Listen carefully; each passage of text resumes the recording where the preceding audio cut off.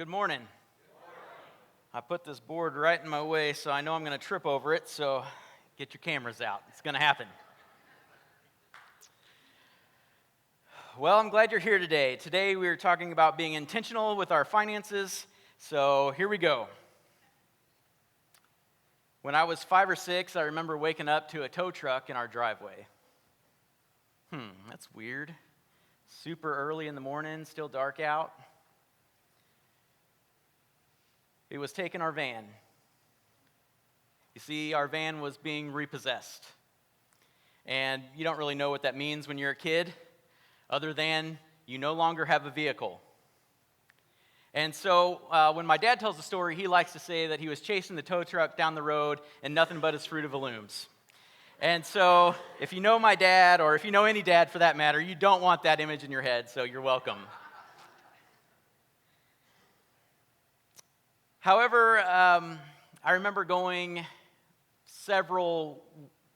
couple weeks later, probably a month later, to pick up our van, and I remember going to this impound yard, and it had everything that you'd think of in the movies. It had the big fence with the barbed wire, and as a little kid, it was probably just a small fence, but it seemed like a big fence, and it had some big dogs in it. I remember the dogs, and just like it would be on the movie, and so as a kid, you realize that probably don't want to do that again.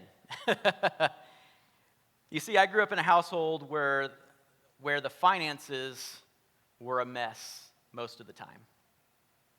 And fortunately for us, during that season, there was a family in our church who was very intentional with their finances, and they had some extra in their lives, so they had an extra car that they loaned to my parents to make it through so they could get to work back and forth, and we could go to church for the next month until our car was able to get out of hock.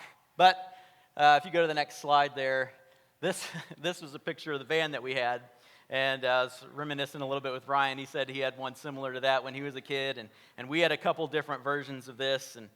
But anyways, you remember those things as a kid, and when you grow up, you think, man, there are some things that I don't want to repeat.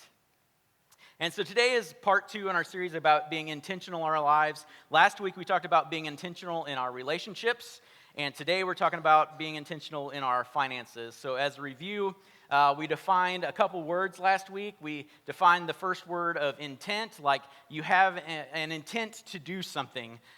This is like resolved or determined to do, and this is all in your mind. Like this is just in your mind. You have got to take what's in your mind and you've got to put action to it. And once you put action to it, then it becomes intentional, where you do something on purpose. It's deliberate and it's with your actions. So those are the 2 words. Intent is part of intentional, but it's not fully intentional until you do something. And so today we're talking about doing something with our finances. But before we jump into the bulk of the message, here are some stats for you.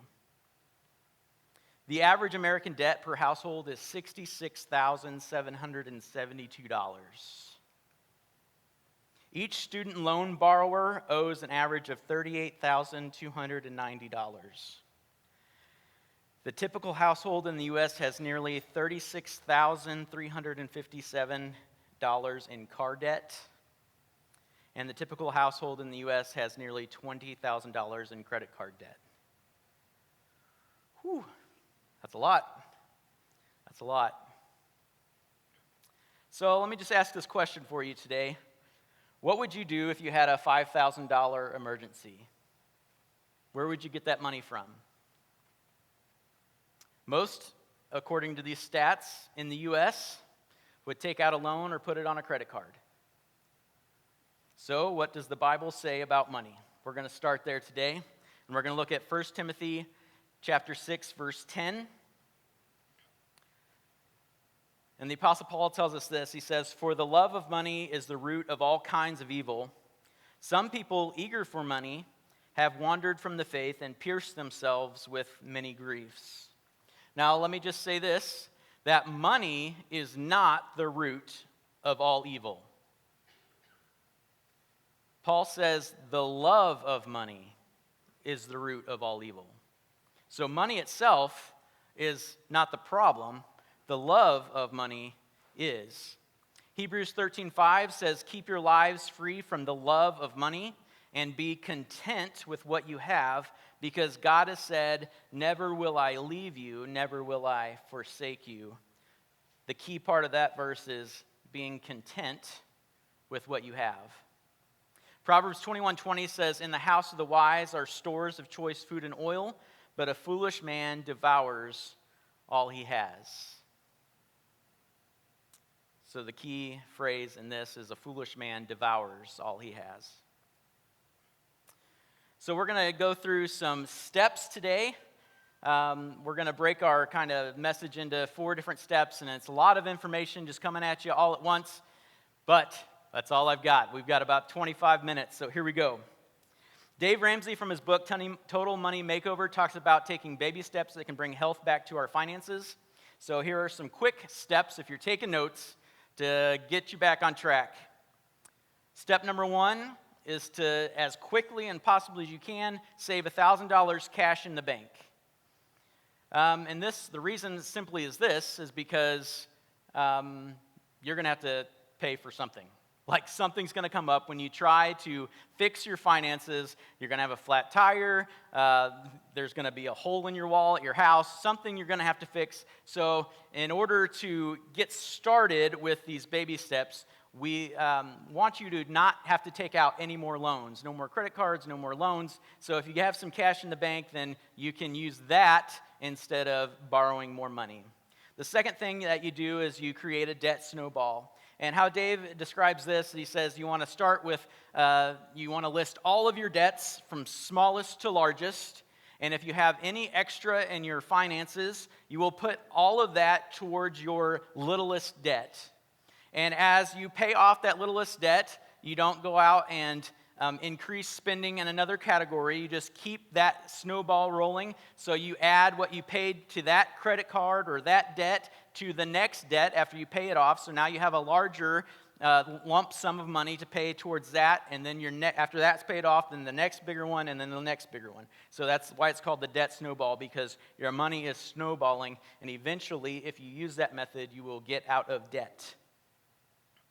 The next step after you do your debt snowball, after you pay off everything but the house, you have a fully funded emergency fund, and that is 3 to 6 months of expenses. Now, for those of you who aren't on this plan currently and you don't have 3 to 6 months expenses, I just want you to sit where you are currently and just dream about what it would feel like to have 3 to 6 months worth of expenses in the bank. And let me tell you, when Amanda and I got to that point in our lives, it was life-altering to know that if we lost our jobs, that we would still be fine for the next 3 to 6 months. So, a fully funded emergency fund of 3 to 6 months of expenses. The fourth thing is this: you want to invest 15% of your income in retirement. That's after you have your emergency fund. That's after everything's paid off. That's after you've got an extra $1,000 in the bank. The fifth thing is, if you have kids, put it towards college if you want. We didn't. The sixth thing is you want to pay off your house. And finally, the seventh step in Dave Ramsey's baby steps is build wealth and give a bunch of it away. There are some people who say that is what is the most fun in life, is just giving money away to people who are in need, to organizations, to charities, to churches. But in order to get to baby step 7, you've got to do baby step 1. So what is the money plan? What is your money plan? Think about that. Do you have a plan for your money? And we're going to talk about that a little bit. Most families pay bills first, and if there's any left, then they give to a charitable organization such as the church. And finally, if there's any left over from the bills or charity, they decide to save. So it looks kind of like this.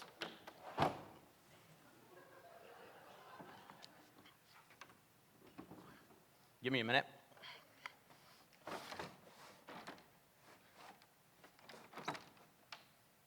Stay. All right. So your income is this. Oh, we're sliding 100%. And so what most people do is they say, oh, this is what I make. This is what I'm going to live off of. I'm going to live off of 100%. This is my budget. It's 100% of what I make. And then you say, okay, I'm going to spend 100% and hopefully I'll have some left.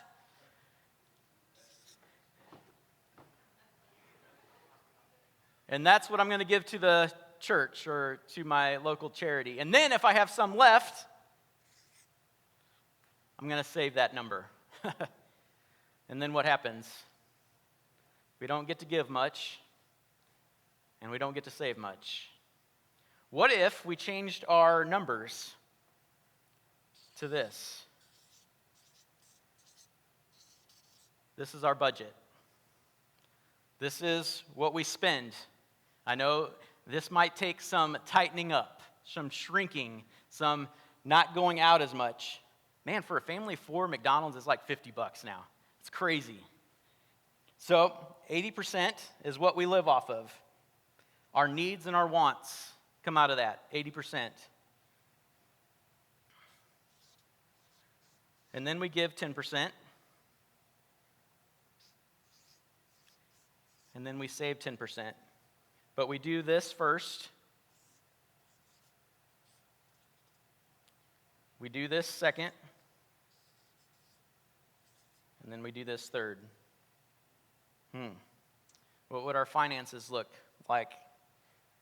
Do you know that if we did this, I know that it's not possible, but if we did this and we had 0 extra expenses for 10 years, you would have saved up 1 year's worth of salary.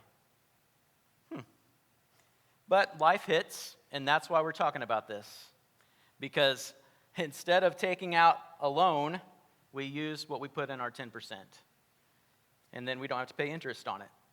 So that's called the 10-10-80 rule, 10-10-80 principle. So give 10%, no ifs, and, or buts about it.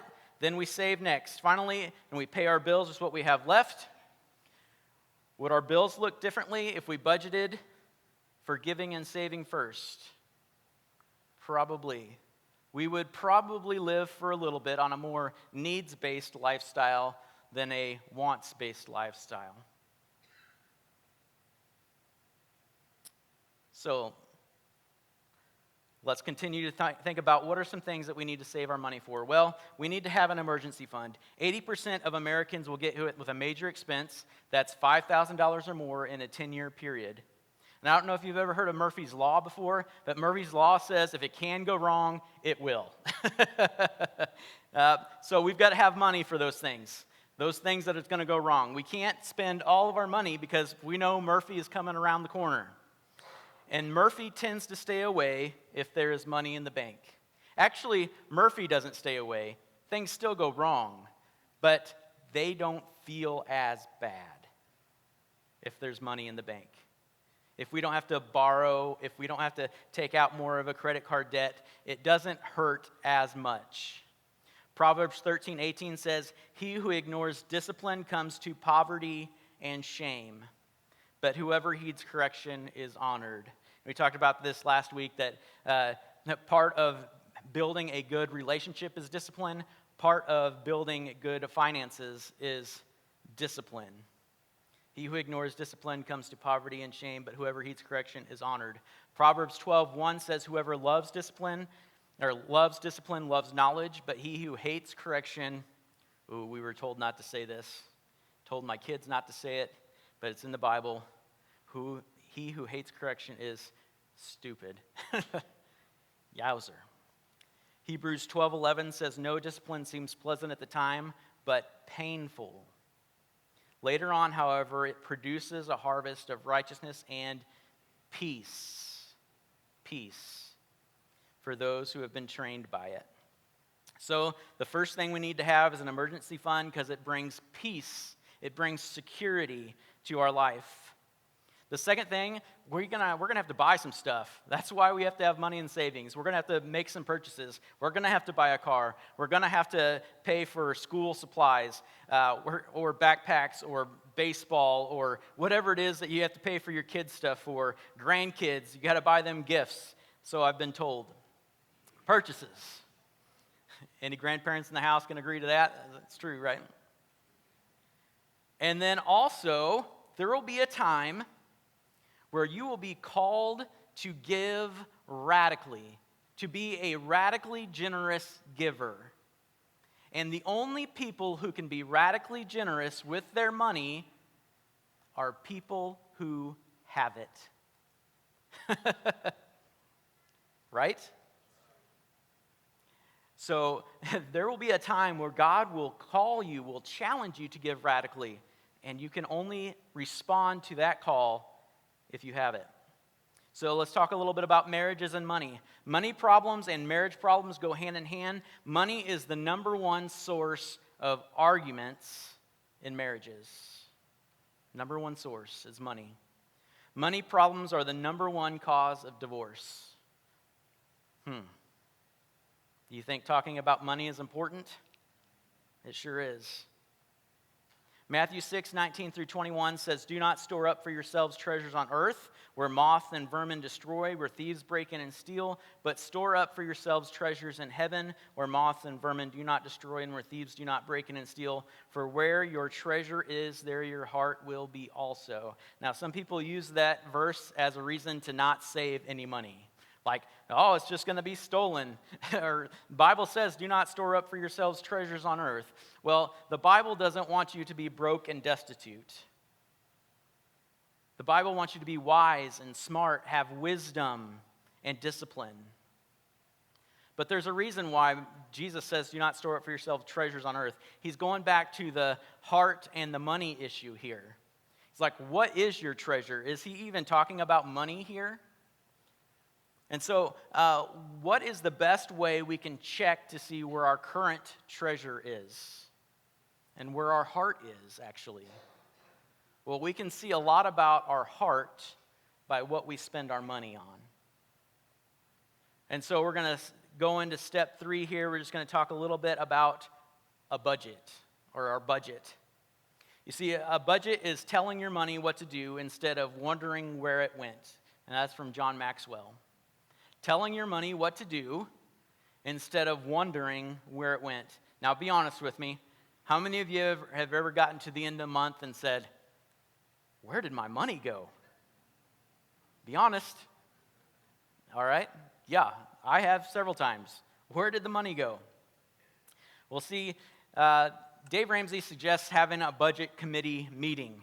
And this is for the adults who live in your household, husband and wife, to write out every expense and all income estimated for the next month. So what is your estimated income? And this can fluctuate. I know some people have flex hours, or maybe you're paid based on commission, or you're paid, maybe you're self-employed and you don't know what your exact number is going to be, but you have an average, I'm sure. And so write out all of your income, what it's going to be, and then every expense. And I guarantee you the first time you do this, you will forget about 5 expenses until they come up that month. And you're like, ooh, I forgot about that one. So whether it's your utilities, and by the way, utilities are separated into like trash service and electrical and water and gas and all those things. So you might say utilities and you might think, well, electric. Well, there's also these other 5 things that are also considered utilities. So write out every expense, all of your income, and so what's number 1 on our expense? We're going to do like 10% giving, 10% savings, right? We got to add that into our budget. That's got to go in our budget. That's number 1.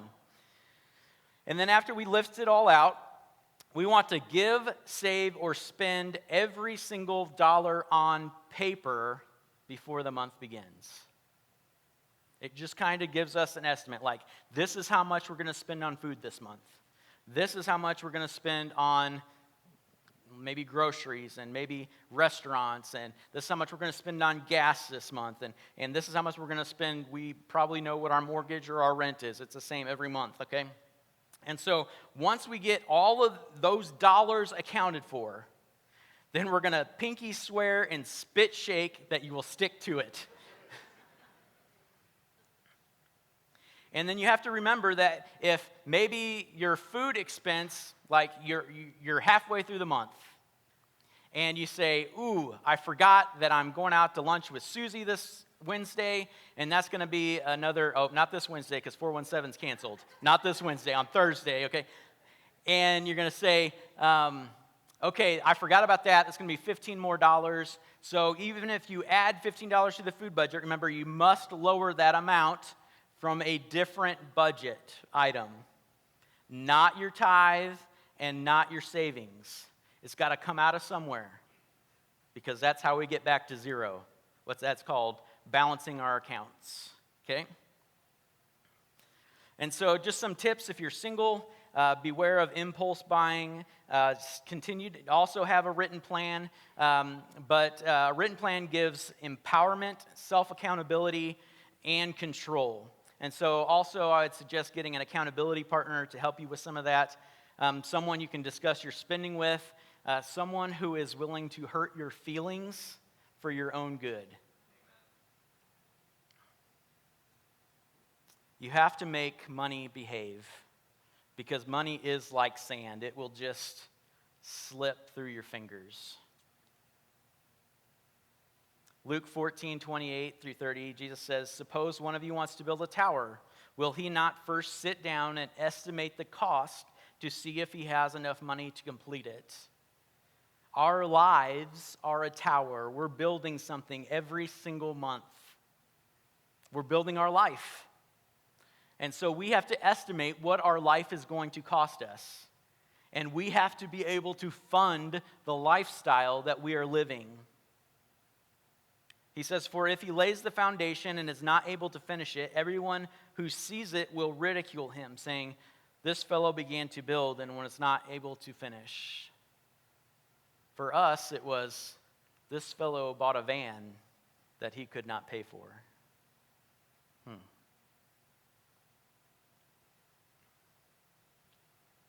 So it takes about 3 months to get a budget on track because you forget some of the things that you spent money on before, and you realize that maybe some of those numbers that you put down originally weren't going to work.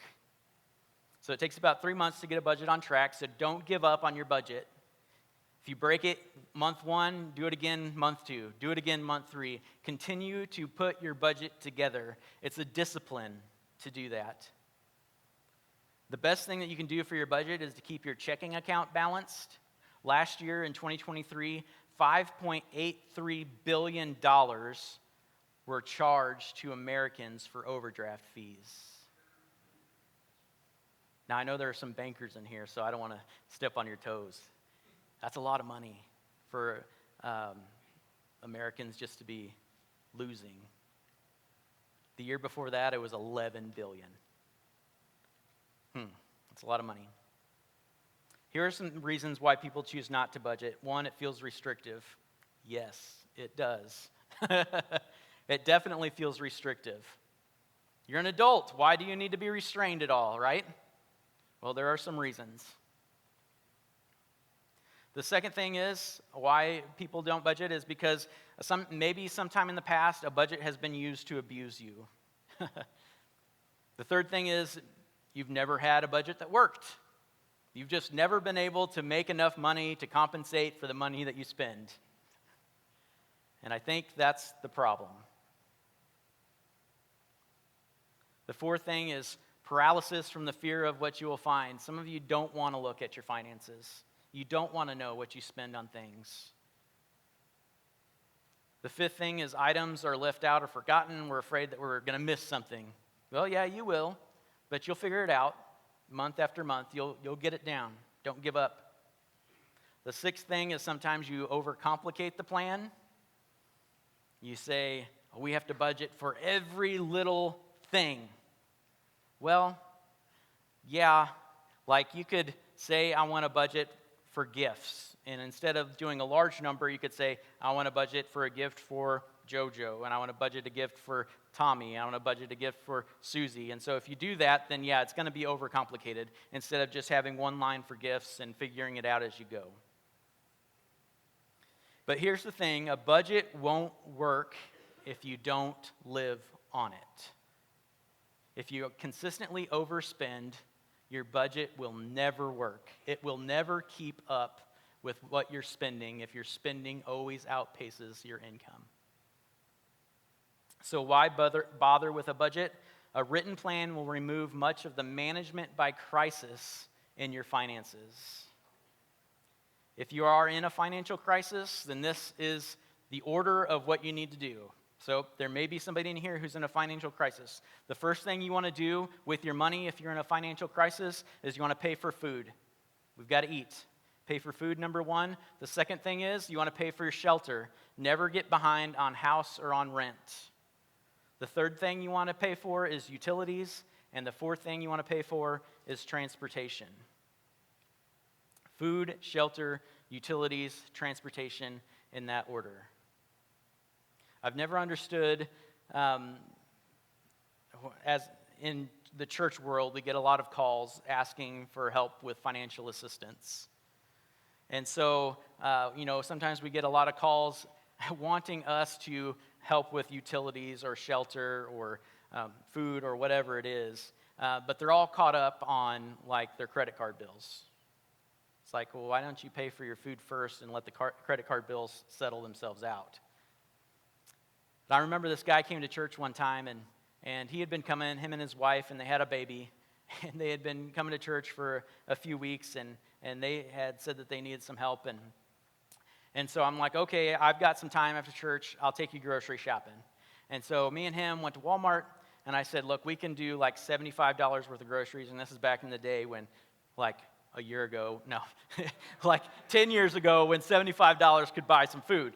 And so I'm like, you got $75, buy whatever you want. And so I kid you not, the very first thing he did, he went to the soda aisle and threw 4 cases of soda in the cart. And I'm like, dude, you've got a baby at home. Like, I can see a little bit of why you're in this predicament. So, the second reason why we need a budget is a written plan will remove many fights in our marriage. Because you can just say, hey, we budgeted for this. Or, I know you said we budgeted for this, but can we spend an extra this on this month? Okay, but where are we taking it out of this time? Are we taking it out of this? So it gives you an opportunity to come together for an actual agreement than for one person to feel like that they can spend whatever they want and the other person to feel like that they never get to spend anything. So a written plan will remove many of the fights in your marriage. A written plan removes much of the guilt, shame, and fear when buying the necessities. Sometimes, like when we had to put new tires on our car, that's an expensive thing nowadays. And so we're like, oh man, I just feel so bad. But if you've been budgeting for that, if you have a car repair item and you've been budgeting for it, then there's no shame or fear about it because you've budgeted for it. You can do it. You're not taking away from anything else. And then finally, a written plan will remove the overdrafts in your life. So you don't have to worry about the billions of dollars that are charged to Americans in overdraft fees. And finally, a written plan will remove overspending in areas that you spend money in. So steps to get out of debt, Proverbs 6, 1-5 says, Dear friend, if you've gone into hock with your neighbor or locked yourself into a deal with a stranger, if you've impulsively promised the shirt off your back and now you find yourself shivering out in the cold, friend, don't waste a minute. Get yourself out of that mess. You're in the man's clutches. Go put on a long face, act desperate. Don't procrastinate. There's no time to lose. Run like a deer from the hunter. Fly like a bird from the trapper. And those words are taught about a man who's in debt. Get out of debt. So how do we get out of debt? One, we pray about it. We ask God to help us get out of debt. The second thing is we quit borrowing money. We don't borrow any more money if we're trying to get out of debt. The third thing is we save money, that put that $1,000 in the bank. We can sell something. The fourth thing, sell something that you own. Facebook Marketplace is a great way to do that. Garage sales, yard sales. Sell something to put towards your debt. The fifth thing, it might seem very difficult, but get a part-time job or work overtime or do a little bit of side hustle, something that you can do to increase your income to put towards your debt and then work that debt snowball like your life is depending on it. And then finally today, we're just going to talk about creating that margin that we need in our life. This is the amount available that we have beyond what is necessary. Some of us have reached that place in our life. Some of us have not. But as we said, in the house of the wise are stores of choice food and oil, but a foolish man devours all he has. Our culture's definition of happiness is more than I currently have. That should not be our definition of happiness in the church. More than what I currently have? If I just have a nicer car, if I just have a bigger house, if I just have more clothes in my closet, if I just have nicer shoes, if I just have a bigger boat, I'll be happy then. How do we create margin? Well, we start by putting God first in our finances. When you put God first, you experience God's blessings. I've heard it said that you can live on 100% of what you make. But if you live on 90% of what you make and you give 10%, then the 90% that you're living on is blessed by God. I'd love to live under the blessing of God, wouldn't you? There's a verse in Micah that says, bring the whole tithe into the storehouse, or Malachi, that there may be food in my house. And God says, test me in this, says the Lord Almighty, and see if I will not throw upon the floodgates of heaven and pour out so much blessing that you will not have room enough for it. So the first thing is you experience God's blessings. The second thing is this: you become supernaturally content. Supernaturally content. Proverbs 15:16 says, better a little with the fear of the Lord than great wealth with turmoil. And then 3, you end up with more of what matters most. Proverbs 8:18-19 says, with me are riches and honor, with me are lasting wealth and success. My fruit is better than fine gold. My gifts are better than the finest silver. And the author of Proverbs here is talking about wisdom. Wisdom is far better than fine gold. It's far better than the finest silver. And I just want to throw a picture up here of an ice cream bowl. Doesn't that look good? Vanilla ice cream. We're going to have some ice cream next week. But imagine having that ice cream bowl with you right here. How many of you would eat a bowl of vanilla ice cream right now if it was right in front of you? Okay, yep. And so a bowl of vanilla ice cream is awesome until the person next to you has a bowl of vanilla ice cream with hot chocolate sauce on it, right? And then the vanilla ice cream, which was awesome a second ago, doesn't really seem as awesome now. It's the same ice cream. It's the same bowl that was just offered to you. But now you have this other option. And this is what we struggle with in our society. We want more. We want more than what we need. We desire what our neighbor has. And because of these things, we pay for that. We pay for the more. We pay for more than what we need. And we have run out of margin in our finances. We're empty. We're broke as Americans. We've actually gone more than broke. We've gone into debt. $66,000 worth of debt for the average American. There's something wrong with that picture. My challenge for us today is, at least for the next month, get a budget, put it on paper, and be happy with your vanilla ice cream. Let's pray. Dear God, I thank you so much for this day. I thank you so much for these people who are in this room, God. Together, we have so much potential to do exponentially incredible things for the kingdom. But God, we can't do incredible things for the kingdom if we aren't being faithful in our own personal finances. So God, may you speak to us this week, today, and teach us new things. In In Jesus' name I pray. Amen.